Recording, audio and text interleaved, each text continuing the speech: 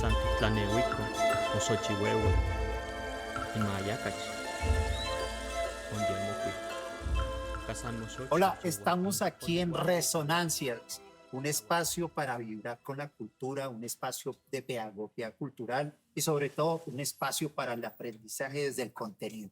Hoy tenemos una invitada muy especial, una maestra de la gestión cultural, una persona que se ha dedicado no solo a vibrar, sino a ser un puente muy importante desde la institucionalidad con esas bases culturales. Maestra Kena, gracias por estar acá en nuestro podcast, en esta iniciativa de pedagogía cultural. No, gracias a ustedes por la invitación y celebro estas iniciativas desde los nuevos formatos como los podcasts para que más gestores culturales nos escuchemos las experiencias, ¿no? Gracias, maestra. Maestra, usted ha tenido un recorrido de 12 años en las instituciones, también ha tenido un proceso muy comunitario, pero ¿qué la motivó para este tema de la gestión cultural? ¿Por qué se convirtió en gestor? Además que ahorita me comentabas de que venía siendo docente y de un momento a otro tomó esa decisión. ¿Cuál fue esa acción disruptiva? Yo creo que, no sé si les ha pasado, que uno muy adentro dice qué soy, ¿no? Como cómo me muestro o cómo defino qué soy. Y cuando, sobre todo nos pasa mucho cuando escribimos los currículos o cuando le piden perfiles en conferencias, etcétera. Y cuando dije, yo soy gestora cultural. Y cuando me lo dije a mí misma primero, dije, me encanta decírmelo en voz alta, porque cuando hablo de gestión cultural no es solo un compromiso del título más allá de maestrías y demás, sino es un compromiso desde mi quehacer frente a la sociedad. Y yo creo que un elemento fundamental de un gestor o una gestora cultural es precisamente cómo nosotros aportamos a hacer de este mundo un mejor mundo a través de darle una posibilidad al arte y a la cultura y sobre todo en nuestro país. Entonces, eso tuvo dos hitos en mi vida. La primera, me decías que venías de un proceso teatral de Kennedy. Resulta que yo me llamo Kena por la flauta de música andina, pero la novia de mi primo era teatrera y ellos organizaban el Festival de Britalia. Es un festival popular muy clave allá en Britalia. Sí, en Kena y Britalia, etcétera. Y yo tenía 7 años. Y yo le dije, yo quiero saber qué me llamo Kena. Entonces ella me contó un mito muy lindo de una princesa muisca que muere y su esposo con el fémur crea la flauta de música andina.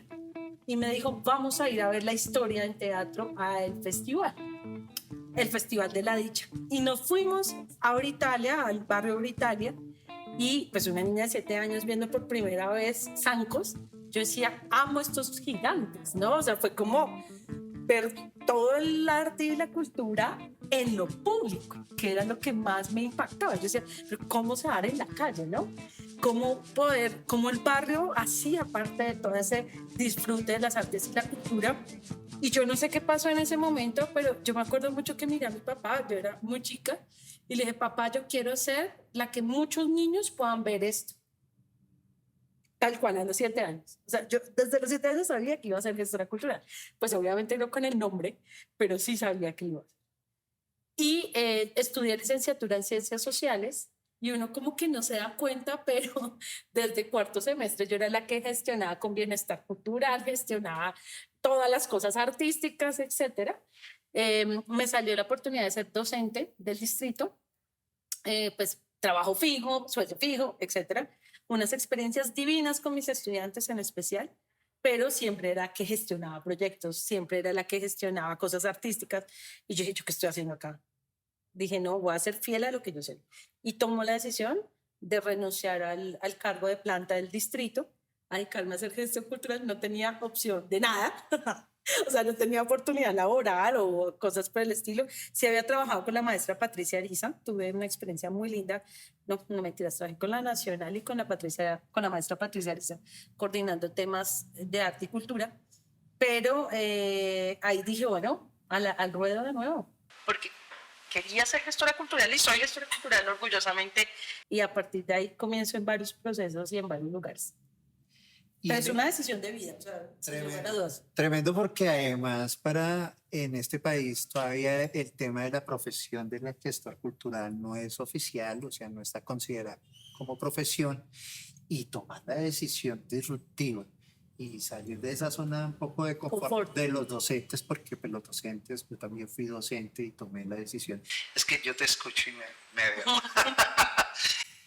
Entonces también tomé la decisión de la ruta del gestor cultural, pero una ruta muy bonita que tú tomaste lo del barrio Britalia en Kennedy y ver todo esto me hace acordar también de los procesos comunitarios. Es que los procesos comunitarios salen muchos niños, personas que crecen y obviamente viven, vibran con la ciudad, con su territorio. En ese sentido, también háblanos un poco sobre ese proceso comunitario, ese proceso social que tú tienes con las bibliotecas. Sí, yo creo que la vida se trata de vivirla, aunque parezca, pero cuando uno dice la vida trata de vivirla, hubo una oportunidad muy chévere de irme a San Vicente del Caguán, porque mi tía es docente, ella duró 25 años siendo docente en San Vicente del Caguán, en unos procesos muy lindos, y en el pregrado me fui allá a trabajar un tema de paz, desde la pedagogía, con otra compañera que es Karen Díaz, y ellas tenían, que se llama Círculo de Lecturas Infantil y Juvenil. Y para nosotras fue fundamental vivir la experiencia de ese proyecto, porque en una zona de tan alto conflicto armado, ver cómo la lectura impactaba a más de 1.000 niños en 40 barrios más veredas de San Vicente del Caguán y tener la oportunidad de ver en la esquina con los recursos más precarios el poder de la lectura, dije, acá veo el poder del arte para la construcción de paz. Esto, más allá de una solución política, es una construcción de cultura de paz, que se hace desde la base, ¿no? Y sin lugar a dudas, eso hace como una resonancia, precisamente. Eso, me encanta cómo se llama este podcast. Le decía porque cuando uno habla de la literatura y habla de las historias, cuando tú lees la historia del personaje, hay una resonancia con tu historia. Y eso es lo que permite como transformar muchas cosas en ti a través de esa historia, ¿no? Entonces es muy lindo estos espacios porque quizás resuenan esas historias y se encuentran hacia esos tejidos sociales y culturales. Y eso pasa con la cultura, sin lugar a dudas, ¿no?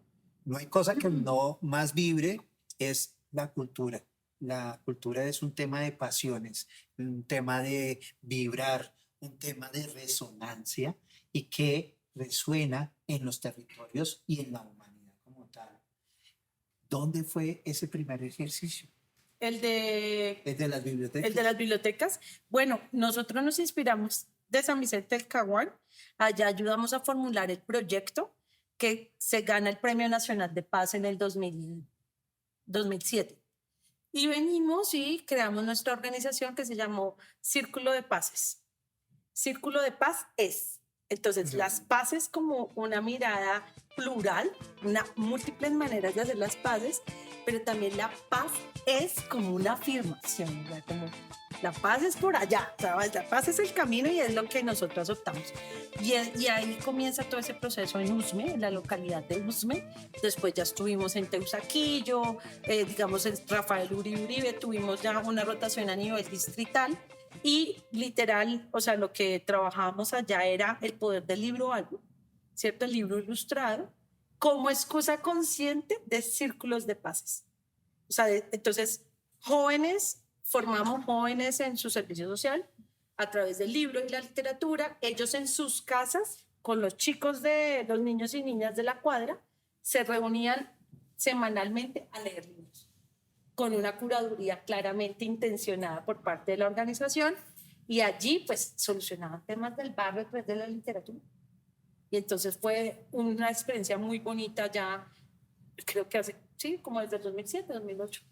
Precisamente hablando de cómo este proyecto comunitario se ha vuelto también una forma, digamos, de vida para muchos territorios y una forma de construir paz. ¿Cuál ha sido ese modelo de gestión? Pues para sostener, porque es que digamos que esa pregunta es fundamental para las personas que nos están viendo, para los gestores culturales. ¿Cómo hacer para sostener un proyecto? Sí, yo creo que ahí lo primero que debemos preguntarnos a la hora de hacer un proyecto y animarnos a liderar en gestión un proyecto es el alcance que queremos del proyecto. Es decir, ¿tiene un alcance social? ¿Tiene un alcance productivo? Porque me gusta también, no lo has nombrado, pero pues yo hago parte, lidero un área precisamente de sostenibilidad en el marco de la economía creativa y cultural. Y algo que yo les digo muchísimo a los agentes artísticos es, no hay ningún inconveniente en que sea rentable. El punto es que sepas qué quieres con el proyecto. Si quieres un tema por crear, si tienes un tema con alcance social o tienes una apuesta más de productividad, porque eso es importante. ¿En qué sentido? En los modelos de sostenibilidad.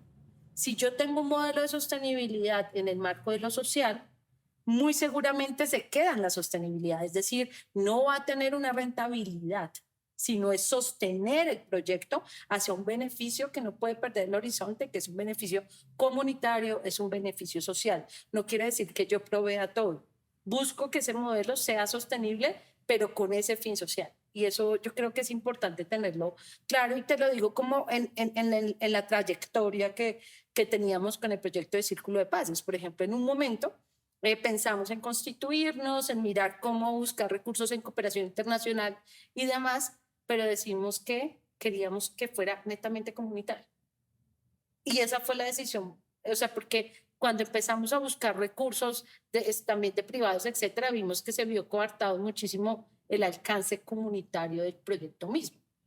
Y nosotros dijimos, no queremos que sea libre, pero fue decisión propia de las gestoras frente a ese tema y aún sigue participando. Ahorita tiene una línea que se llama Brigadas Comunitarias para las Paces. Yo ya no hago parte de la organización porque decidí irme por otro lado, pero sigue vigente, pero en su lógica comunitaria. ¿Cómo se sostiene? A partir de portafolios distrital de estímulos, a partir de inversiones propias de los miembros y a partir de cooperación internacional. Esas son las tres formas, pero créeme que es cero rentable. Hay otros proyectos, como por ejemplo, el año pasado tuve la oportunidad de montar una empresa, más en un enfoque experiencial desde las artes para todo un tema de movimiento de marca, y sí tenía un fin comercial. Sí, claro, había posibilidad de generar empleos para artistas, pero no per se, nosotros nos debíamos a literal lo que quería el cliente. Sí, entonces no, perdía ese carácter, si se quiere, un poco más emocional, etcétera. No, era comercial. Y pues porque surgió y nació a partir de allí. Entonces siempre que yo hablo de este tema digo, ¿qué quieres? ¿Hacia dónde lo quieres llevar? Sí, porque a veces también hay un producto que es rentable y te financia tu creación, que ya es como, ay, qué rico acá explorar, qué rico ser innovador. Un ejemplo de ello, nosotros tenemos un proyecto muy bacano desde el Instituto Distrital de las Artes, donde trabajo, estoy vinculada actualmente a uno de los trabajos, y allí ellos son la red de espacios independientes. Entonces, los modelos de gestión de estos espacios son mixtos. Ejemplo, tienen un lugar donde alquilan el espacio para talleres, para oficinas, es decir, un espacio de su casa. Entonces, ese recurso ya saben que casi es entrada fija. El otro recurso es boletería. El otro recurso, muchos de los espacios tienen cafetería, porque el consumo de comidas o de bebidas viene a ser un ingreso inclusive infortunadamente más importante que la misma boletería, ¿sí? Y adicional hacen proyectos con el plan de estímulos, es decir, son modelos mixtos. Nunca el huevo en una sola canasta, múltiples huevos para que hayan muchas fuentes de financiación. Entonces, esos modelos mixtos que nosotros hemos identificado son muy interesantes de ver cómo procesos como, por ejemplo, Casa Quilele, 10 años, por ejemplo, KB, que acaba de cumplir 9 años en San Felipe. Uno de los que nos puede enseñar maravillosamente es Canterbury de Kennedy, que lleva 20 años y sobrevivió a la pandemia. Y es a partir de estos modelos mixtos. ¿Qué ha pasado o qué pasa con el presupuesto distrital o portafolio? Que me encanta porque es como un presupuesto en el cual les permite innovar, arriesgarse a crear. Y eso ha pasado bastante. Y eso nos encanta porque, claro, como que ellos saben cuáles son los servicios o los productos que fijo venden. Pero cuando tienen un portafolio de riesgo, se atreven a hacer otro tipo de apuestas. Por ejemplo, circulación de grupos emergentes. Por ejemplo, una instalación artística que no saben que no les va a entrar dinero por eso, pero quieren apoyar o crear temas artísticos en temas de artes plásticas. ¿Me hago entender? Entonces es conclusión, saber qué quieres y a partir de lo que quieres de tu apuesta artístico-cultural, ver un modelo hacia allá. O sea, lo diríamos los gestores culturales, planeación estratégica. Sí. La planeación estratégica muy importante para, pues, para la sostenibilidad y para proyectarse. Vale la pena ser independientes porque es que hay muchas personas que de pronto nos están viendo y hay un miedo de pronto de empezar ese camino de la independencia, sobre todo los emergentes. Hay muchos artistas emergentes y culturales y gestores culturales que quieren caminar por el lado de la independencia. ¿Vale la pena? Hay formas, o sea, la gestión pública está propiciando estos espacios en Bogotá.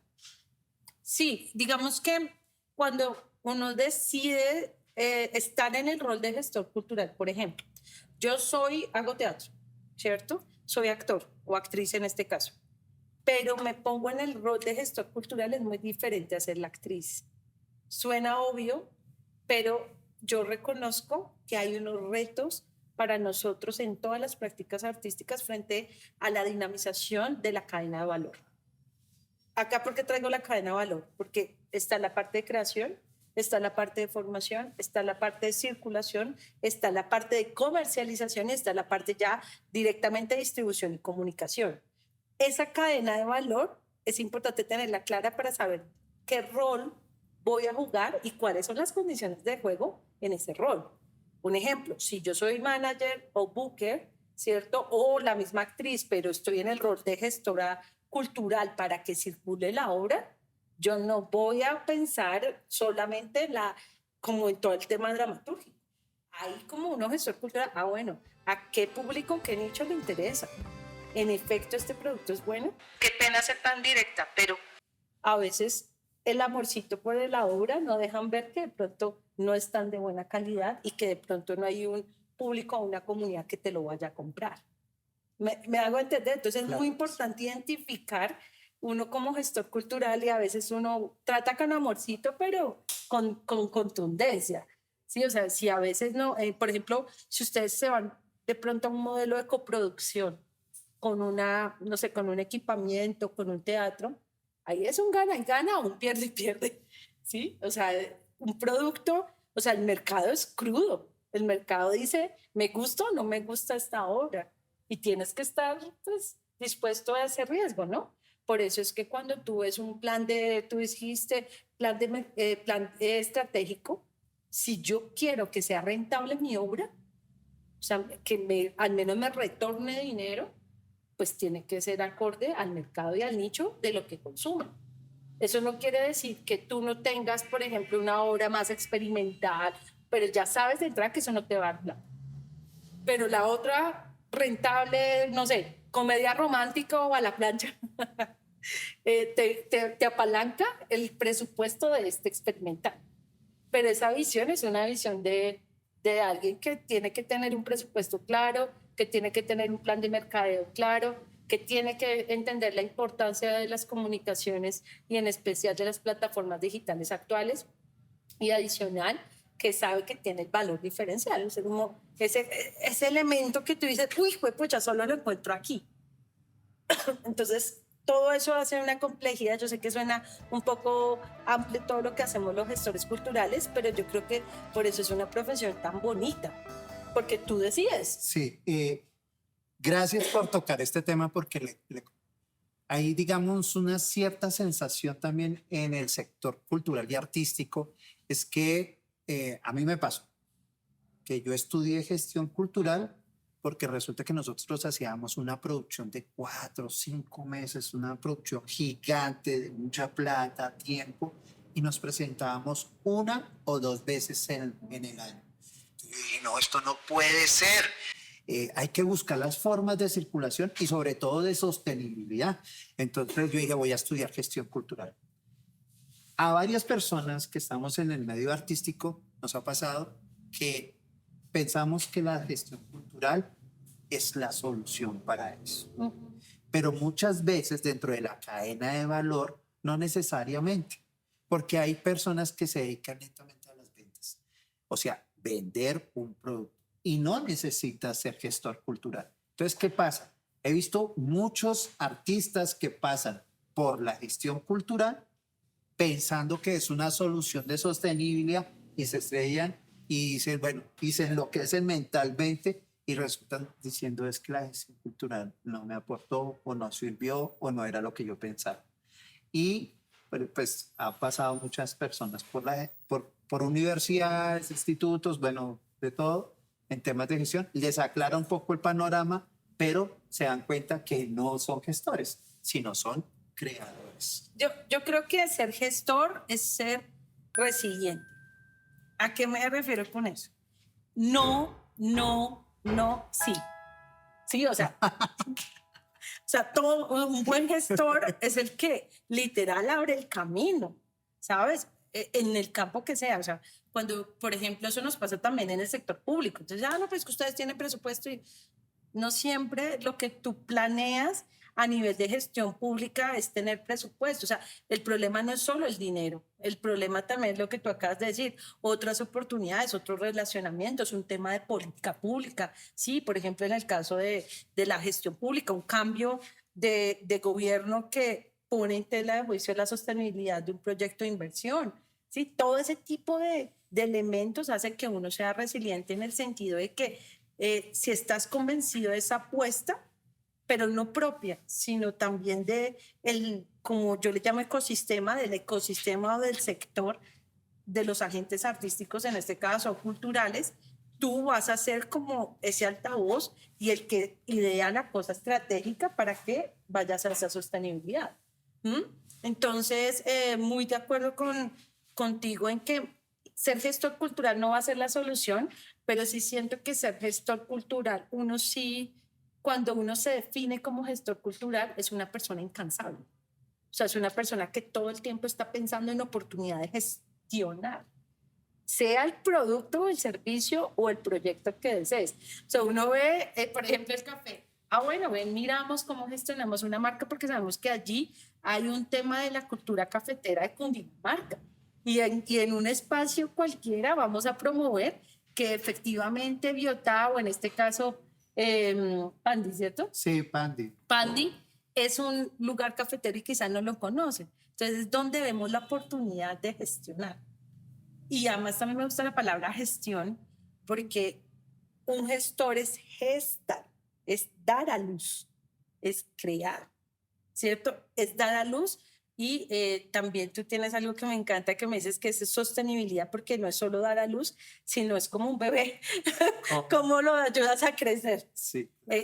Y agrego algo que me gustó que dijiste, y es el tema de la circulación. Sí, hay una necesidad en la cadena de valor de fortalecer la circulación. Y eso pasa en gran parte de las prácticas artísticas, en que de pronto nos quedamos en la parte de creación, muy linda, súper chévere y demás, y cuando van a circular, circulan en 1 o 2 partes y ya, se queda el producto.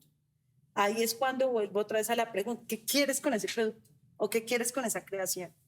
¿Que la vean muchas personas? ¿Quieres que sea rentable? Porque cuando tú dices que quieres que sea rentable, créeme que eso determina el punto de creación de la obra, porque eso ya sí demanda es público.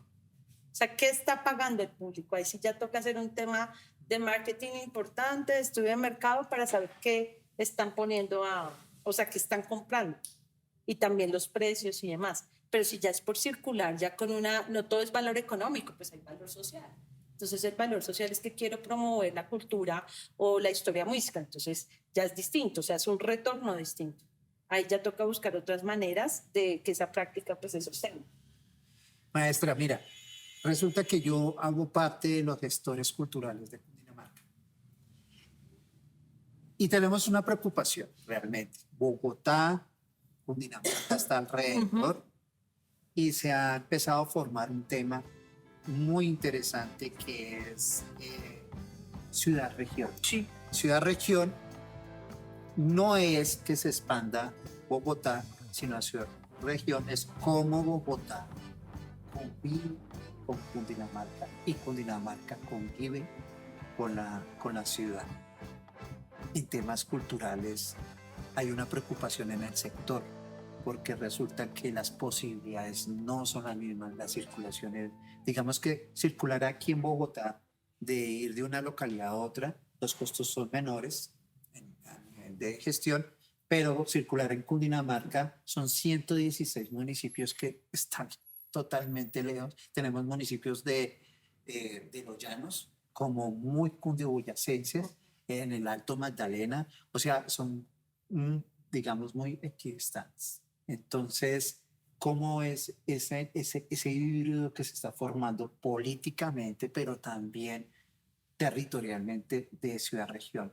¿Tú qué crees que podría pasar a nivel cultural, artístico? Pues hay dos perspectivas, ¿no? La primera, en términos de políticas públicas y esas negociaciones políticas en torno al arte y la cultura son fundamentales entre las dos partes, es decir, entre la gobernación de Cundinamarca y, sin lugar a dudas, el ente distrital, porque no se puede desconocer más allá de las fronteras territoriales o de los POT, que en efecto hay unas prácticas compartidas, y eso es lo lindo de la cultura, que muchas veces no hay fronteras. Eso es más un tema más, si se quiere, de los planes de desarrollo. En ese orden de ideas, esos diálogos en torno a cómo emplear, como lo que tú decías de ciudad-región, y cómo apalancar de una u otra manera la extensión de recursos a nivel de distrito hacia Cundinamarca, me parece que es una buena práctica y que desde mi perspectiva debería seguir, que en Amelisa debería seguirse promoviendo, ¿sí? Entre el distrito y exactamente Cundinamarca. Porque sí, nosotros recibimos buenas propuestas a nivel de Cundinamarca. Sé que hay unas mesas de trabajo colaborativas en donde me gusta que identifiquen en Cundinamarca exactamente dónde podría ser ese punto de acuerdo. Por ejemplo, si el acuerdo es de circulación, o bueno, en emprendimiento se llama el dolor del cliente. O sea, si usted identifica qué es lo que le duele al cliente, ahí cree el valor. Entonces, ¿cuál es ese dolor? Si es circulación, si es creación, si es, no sé, el tema de más bien sostenimiento de artistas, bueno, ¿qué es lo que sucede allí? Y traer esas propuestas claras a distrito. Sí, esas negociaciones ya se han hecho en administraciones anteriores. Desconozco cómo están estas administraciones, ese relacionamiento. Hay una sinergia. Bueno, y con acciones concretas. Sí, digamos que para los artistas hay unas fuentes de financiación muy importantes. Por ejemplo, el distrito cuenta con la Secretaría, cuenta también con IDARTES, cuenta con recursos locales y cuenta con recursos nacionales. ¿Sí? El artista departamental cuenta con el recurso de pronto de los municipios, municipales y departamentales y nacionales. Entonces, la idea es cómo esos artistas pueden acceder a este recurso. Y esta es una de las intenciones que tenemos en el podcast. Darles unos tips. ¿Cuál es la recomendación para esos artistas que están emergiendo, culturales, para poder acceder a estos recursos que se convierten en una fuente de financiación? Claro. Va a ser un paréntesis de extensión de la anterior pregunta porque me quedó resonando. Hay una práctica muy interesante en el distrito que funcionó muy bien. Y es o sea, el reto en la pandemia era ampliar los recursos de cultura y de arte y cultura de Bogotá. Ese era el reto. Y uno decía, pero pues, pucha, ¿cómo? Y allí lo que se vio fue que a nivel de localidades, ¿cierto? Había unos recursos de plan de desarrollo local. Y dijeron, bueno, ¿qué tal si ampliamos a nivel central? Damos la orientación y asesoría, y es lo que hoy se conoce como es cultura local, o ahorita se llama más cultura local. Y que fue una estrategia de gestión pública en el marco de arte y cultura, en el cual se amplió el recurso con apalancamiento local. Simplemente fue, nosotros dimos, o sea, se dio la orientación de que los recursos se entregaran a la gente a través del portafolio distrital de estímulos. ¿Qué pasaría si, por ejemplo, en Cundinamarca logran hacer acuerdos con no necesariamente de cultura, es directamente con el desarrollo, o sea, con la oficina de planeación, claro, para que hayan estímulos para el arte y la cultura y en encuentros conexos, medio ambiente, temas de, por ejemplo, el IDU, no sé si ustedes saben, pero el IDU fue uno de los grandes patrocinadores de lo que se conoce hoy como el Museo Abierto de Bogotá, para que tuviesen toda esa intervención en una lógica de seguridad, ¿cierto? De seguridad de ciudad y de embellecimiento del espacio público. Y se emplearon a más de 750 artistas urbanos. O sea, lo que quiero decir es que ahí está la labor del gestor cultural, de ver esas, como esas parejas que uno no se imagina, pero que está ahí la oportunidad y dices, oye, voy a ampliar el recurso para, en este caso, para la ciudad. Ojo, que esto es un tip también para los gestores culturales. La plata no está solamente en las instituciones de cultura o secretarías de cultura, está en otros espacios. Digamos que en esa gran torta del presupuesto está la seguridad, educación, salud, que son pero cultura siempre es pequeñita, pero ahí no está solamente el presupuesto, porque es que cultura pues, cubre toda la convivencia territorial. Entonces, tips de gestión. El primer tip es, si ustedes se van a presentar a una convocatoria, sea nacional, distrital o departamental, lean las condiciones de participación. Suena demasiado obvio, pero realmente a veces se quedan por no hacer una lectura juiciosa. ¿Sí? Me han dicho hablar a los gestores artísticos y culturales. Es indispensable que lean esas condiciones porque ustedes son los que lideran su equipo de trabajo. Dos, voy a aportarle ahí. Todos los años son distintas, porque hay gestores que piensan que leen al principio, lo miran por encima y ven, y dicen, esto es lo mismo. No, todos los años se modifica, se actualiza. Es importante que lo lean de principio a fin. Sí. Dos, segundo tip de gestión para todo ese tema de convocatorias.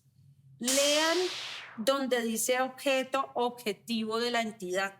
¿Sí? Entonces, cada área tiene un objetivo de cumplimiento de metas a través de sus portafolios. ¿Por qué es importante leer ese objetivo o ese objeto?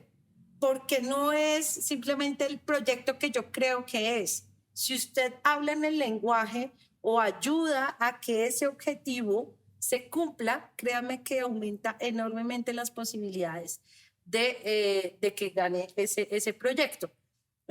Lo tercero es, y para mí es por ahí empiezo, lea las condiciones de los papeles necesarios que requieren. Muchas veces no cumplen con esas condiciones. Les voy a comentar, o al menos acá en el portafolio distrital de estímulos, nosotros tenemos una primera acción que se llama habilitar y no habilitar. ¿Eso qué quiere decir? Que nosotros revisamos todos los papeles que pedimos y nos llegan 400 y nos quedan 100 y se quedan solo por papeles y no alcanzamos a leer los proyectos. Ojo a eso. O sea, en mirada de gestión, primero lean los papeles que necesitan. Sí cumplo. Si no cumplo, busco quien lo cumpla. Me uno, formo red y hago que se cumpla esos papeles y ahí sí voy al lado del proyecto. Entonces, porque eso es una mirada más de gestión. Entonces, ese sería el tercero. Y el cuarto, que para mí es súper importante, es ¿qué tiene diferente? Muchas veces tienes razón en lo que dices, como que repiten el mismo proyecto y uno dice, bueno, pero ¿qué vas a aportar este año? ¿Qué está diferente a otro proyecto que está similar? Entonces yo creo que esos elementos diferenciales o de innovación, pues es tu sello personal como gestor. Yo doy un cuarto porque también he sido evaluador de proyectos y es muy importante tener en cuenta que el presupuesto es estatal. O sea, el recurso es muy importante y el presupuesto es fundamental que sea desglosado, bien trabajado y coherente, porque son recursos públicos y el jurado tiene que cuidar de eso. Claro, y también, por ejemplo, los criterios de evaluación. O sea, si por ejemplo tú ves que la propuesta metodológica, porque es una propuesta de formación, vale el 40%, métale la ficha a la metodología. O sea, la metodología es la que tiene que tener la innovación, la metodología tiene que ser muy bien escrita, porque pues eso pesa el 40%. Los porcentajes que dicen porcentajes adicionales, 5 puntos, 10 puntos, atínenlo. Porque esos puntos adicionales prácticamente son los que te suben a que seas seleccionado. Y ya a nivel más de gestión, no solo de portafolio, lea al cliente. O sea, en este caso estamos hablando del cliente, que es el Estado. El Estado. Pero si es, por ejemplo, un proyecto para internacionalización, pues lleve un portafolio con una estrategia muy más clara hacia el lado internacional. Si estás hablando, por ejemplo, de todo el tema de desarrollo sostenible, bueno, ese es el lenguaje que tienes que hablarle a ese cliente de cooperación internacional. O sea, es clave que leas a quién le vas a presentar el proyecto y adecuarlo a esa persona. Háblele en resonancia a su lenguaje. Hablando de resonancia, maestra, 3 resonancias de este encuentro. La primera para mí es que si decides ser gestor, debes ser gestor, es decir, eres gestor. Debe trasmedir tu vida, porque es que de esto pues pasamos toda nuestra vida trabajando en gestión cultural. O sea que es muy linda, es una profesión que así se le llaman vocacional, me parece a mí. Más que el hacer, pero es más vocacional. Lo segundo es saber qué quieres con los proyectos, si es rentable, si es social, o sea, qué valor quieres de tu proyecto y cuál es el alcance que le quieres dar a ese proyecto. Y tercero es mirar, o sea, ver las oportunidades y no las desaproveches. O sea, me parece que uno a veces deja pasar la oportunidad, la ventana de oportunidad se puede dar una, ojalá se le repita, pero hay que aprovecharla de una. Te pidieron la propuesta, al otro día la tienes. Es más, esta tarde la tienes. Eso es como moverse mucho. Maestra, muchas gracias. Aquí hay resonancias por todos lados, porque resulta que estamos resonando también con los territorios. Aquí tú eres del distrito. Muchas gracias al distrito Cundinamarca presente, y estamos en Casa Magdalena, que es un espacio de la Gobernación del Magdalena que nos prestó también para poder hacer este proyecto. Entonces estamos resonando a nivel nacional. Muchas gracias. Maravilloso este espacio, que la gestión cultural siga resonando en toda Colombia, y por qué no en todo el mundo, en Colombia y todo el mundo.